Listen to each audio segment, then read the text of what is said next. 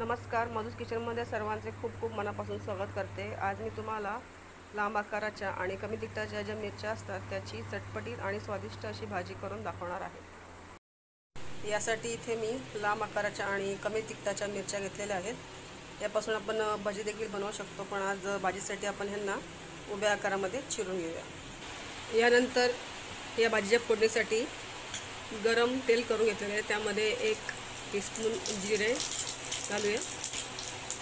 त्यानंतर एक कांदा बारीक चिरून घेतलेला आहे, तो चांगला नरम होईपर्यंत परतवून घेऊया। कांदा नरम झाल्यावर यामध्ये चिरून घेतलेली मिरची घालून परतवून घेऊया।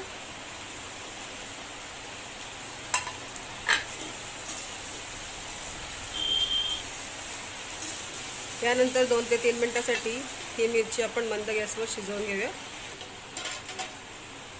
3 ते 4 मिनिटांनंतर आपली मिरची शिजून तयार झालेली आहे, तुम्ही इथे बघू शकता। यामध्ये आपण पाव चमचा हळद, त्यानंतर चवीपुरते मीठ मिसळून घेऊया। यानंतर 2 टेबलस्पून शेंगदाण्याचा जाडसर कूट मिसळूया।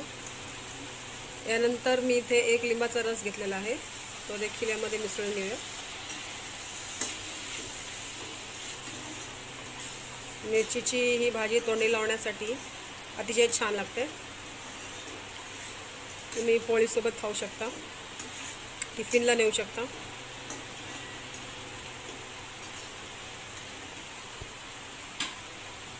आता आपली मिरचीची भाजी तयार झालेली आहे। आपण यामध्ये कोथिंबीर घालूया आणि गॅस बंद करूया।